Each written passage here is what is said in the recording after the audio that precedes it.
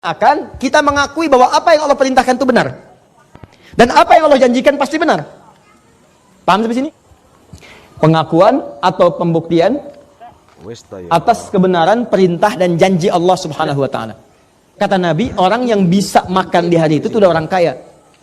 Kalau punya jatah buat besok udah kaya banget. Ini Anda ini harta itu cukup untuk 2 tahun ke depan, masih dihitung juga. Padahal hidup aja belum nyampe setahun. Ya merasa harta ini bukan sesuatu yang penting dalam hidup. Dalam arti harus tergantung kepada harta, tidak. Tapi dibuat harta mengikuti irama hidupnya. Jelas? Nah, dan ini kan terus bergerak kan nilainya. Setiap masa berganti, ini nilainya terus bergerak. Sampai sekarang asetnya masih ada. Dijadikan apa? Disiapkan untuk penginapan. Semua hasilnya disimpan di Bank Saudi, disedekahkan atas nama Utsman bin Affan radhiyallahu ta'ala anhu. Sampai sekarang, orangnya sudah nggak ada 15 abad tapi asetnya masih ada dan manfaatnya terasa.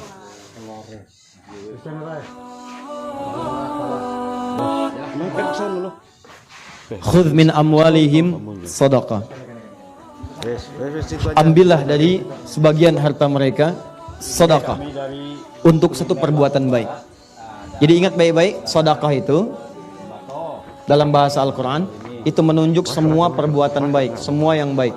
Di fikih disebut kullu ma'rufin sedekah, semua yang baik-baik disebut dengan sedekah. Zakat disebut sedekah, infak sedekah, salat sedekah. Jadi semua yang baik-baik. Tas ya? Jadi jangan dipersempit pemaknaannya sedekah itu hanya dengan uang dimasukin kotak, tidak. Semua yang baik-baik disebut apa? Ya, nanti saya turunkan. Nah, di sini Allah katakan, lihat sini. Kata Allah, ambil dari sebagian harta itu untuk sedekah, untuk mengerjakan nilai kebaikan. Sedekah juga ada yang mengartikan ini turunan dari kata sedekah. Pernah dengar kata-kata ini? Shadaqallahul azim. Itu kalimat pengakuan bahwa semua dari Allah itu benar. Pengakuan iman. Nah, maka kenapa disebut dengan sedekah? Karena amalan ini bentuk pengakuan kita terhadap kebenaran Allah. Di Allah menurunkan satu kalimat, "Hei," kata Allah, "zakat." Kemudian kita kerjakan. Kenapa zakatnya kemudian saat dikerjakan disebut dengan sedekah? Seakan-akan kita mengakui bahwa apa yang Allah perintahkan itu benar. Dan apa yang Allah janjikan pasti benar. Paham sampai sini? Contoh, saya ulang. Karena saya lihat ada sebagian wajahnya yang wajah minta tolong. Ustaz, tolong jelaskan lagi.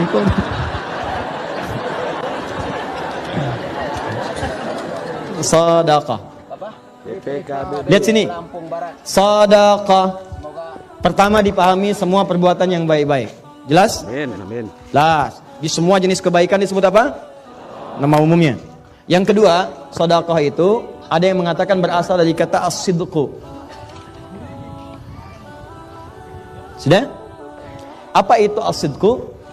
Sesuatu yang menunjukkan pengakuan atau pembuktian. Nah, ini kalau mau ke Panto dengan berangkat jadi, mau pulang berangkat jadi kamu di. Karena saat zakat ini ditunaikan, pertama dia mengandung unsur kebaikan. Bukankah saat berzakat ada nilai kebaikan di situ? Ya, orang bisa dibantu, kita dapat pahala, baik kan? Yang kedua, dengan kita menunaikan zakat ini berarti kita mengakui bahwa perintah Allah ini benar. Benar, kita membenarkan perintah Allah, kita tidak melanggarnya. Jadi begitu Allah katakan, kamu zakat. Kalau Anda ingin disebut sebagai hamba yang membenarkan perintah Allah, mengakui ketentuan Allah itu benar, maka buktikan. Buktinya saya keluarkan. Begitu Anda keluarkan, kenapa disebut dengan sedekah? Saya sedang membenarkan perintah Allah Subhanahu wa taala. Seakan-akan Anda katakan, ya Allah, benar apa yang kamu sampaikan. Kalaupun saya belum paham hikmahnya, saya tetap kerjakan untuk membuktikan bahwa semua yang berasal darimu semua benar. Jelas? Yang kedua, dengan kita mengamalkan ini, kita membenarkan janji Allah. Nah, pertanyaannya, apa yang Allah janjikan lewat amalan-amalan tadi? Ternyata orang yang berzakat itu dijanjikan oleh Allah Subhanahu wa taala hartanya bukan berkurang tapi bertambah. Makanya kenapa zakat di Quran disebut sedekah?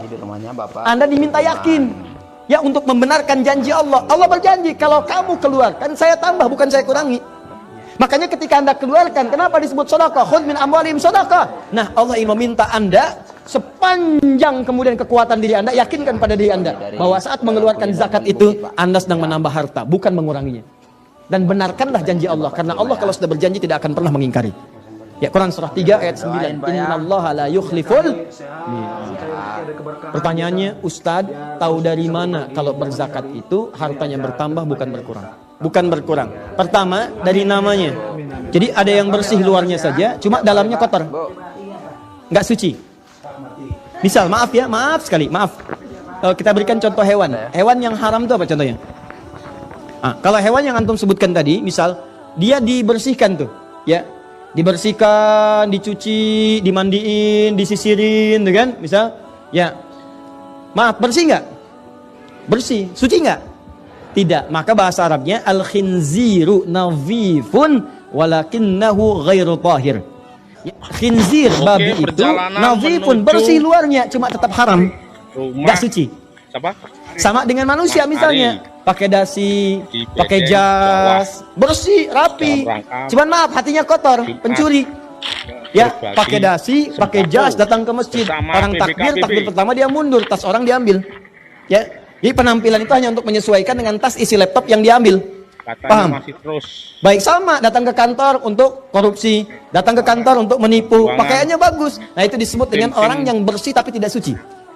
Bersih bahasa Arabnya nadhifun. Tapi kalau sudah suci dalamnya, bersih luarnya disebut dengan tahirun. Sifatnya disebut dengan taharah. Kata Allah, kenapa zakat disebut dengan zakat? Wa aqimus shalah wa atuz zakat. Zakat. Kenapa disebut zakat? Karena fungsi zakat yang pertama membersihkan kotoran di hati kita sehingga tidak terlampau loba dengan urusan harta. Capek gantian. Gak diperbudak harta. Syaratno. Jadi kalau Anda tidak ingin diperbudak oleh harta, capek mikirin harta benda. Ngitung lagi. Padahal yang ada pun belum dipakai. Kata Nabi, orang yang bisa makan di hari itu udah orang kaya. Kalau punya jatah buat besok udah kaya banget. Nih Anda ini harta itu cukup untuk 2 tahun ke depan, masih dihitung juga. Padahal hidup aja belum nyampe setahun. Kebayang nggak? Nah, jadi ada orang yang diperbudak dengan harta, ngitung. Dan yang paling bahaya adalah ketika dia sudah pelit dengan dirinya sendiri. Hartanya banyak, tapi nggak kepake dengan diri sendiri. Sakitnya sudah parah. Sudahlah, obat generik aja.